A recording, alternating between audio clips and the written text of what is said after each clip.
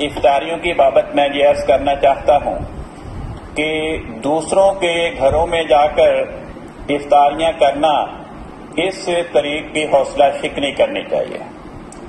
کیونکہ عصر کے بعد مغرب تک جو وقت ہے وہ دعاؤں کی قبولیت کا وقت ہے۔ جوں جوں افطاری کا وقت قریب آتا چلا جاتا ہے دعاؤں کی قبولیت شروع ہو جاتی ہے۔ تو وہ جو دعاؤں میں مصروف ہونے کا وقت ہے یا اپنے اپنے نماز سینٹر میں قرآن پاک کا درس سننے کا وقت ہے، وہ ہم کھانے پینے کی خاطر کچھ حصہ سفر میں گزار دیتے ہیں اور کچھ جب کسی کے گھر میں جاتے ہیں وہاں گپ شپ میں،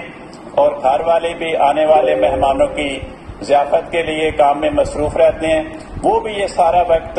اپنی دعاؤں اور تلاوت قرآن پاک اور درس قرآن سننے کی نیکی سے محروم رہ جاتے ہیں۔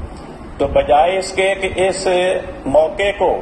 اور اس وقت کو دعاؤں میں گزارا جائے اور اس رمضان کے مہینے کی برکات کو حاصل کیا جائے، ہم ان برکات کو ضائع کرتے ہیں۔